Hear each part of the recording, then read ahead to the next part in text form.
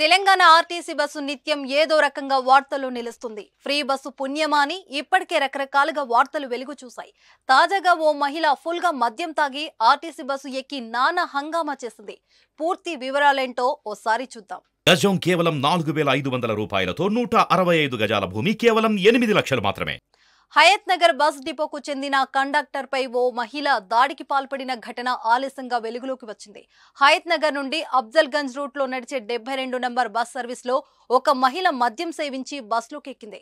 అయితే చిల్లర విషయంలో కండక్టర్ కు మహిళతో వివాదం తలెత్తింది. ఫస్ట్ ట్రిప్ కావడంతో తన దగ్గర చిల్లర లేదు అని కండక్టర్ ఎంత చెప్పినా సదరు మహిళ వినలేదు. మద్యం మత్తులో బయటకు చెప్పలేని విధంగా నానా బూతులు తిడుతూ వీరంగం సృష్టించింది. అంతటితో ఆగకుండా చేత్తో కొడుతూ కాలుతో తన్నింది. బస్సులో ఉన్న తోటి ప్రయాణికులు ఎంత వారించినా ఆ మహిళ అవేవి పట్టించుకోకుండా కండక్టర్ పై దాడికి పాల్పడింది. మహిళ అనే గౌరవంతో కండక్టర్ సమన్వయం పాటించారు. ఈ వీడియోను పక్కనే ఉన్న ఓ ప్రయాణికుడు రికార్డు చేశాడు. అయితే కండక్టర్ పై దాడిని ఆర్టీసీ యాజమాన్యం సీరియస్ గా తీసుకుంది. ట్విట్టర్ వేదికగా సజ్జనర్ స్పందించారు. క్రమశిక్షణతో పనిచేస్తున్న ఆర్టీసీ ఉద్యోగులపై దాడులకు పాల్పడితే ఉపేక్షించేది లేదని హెచ్చరించారు.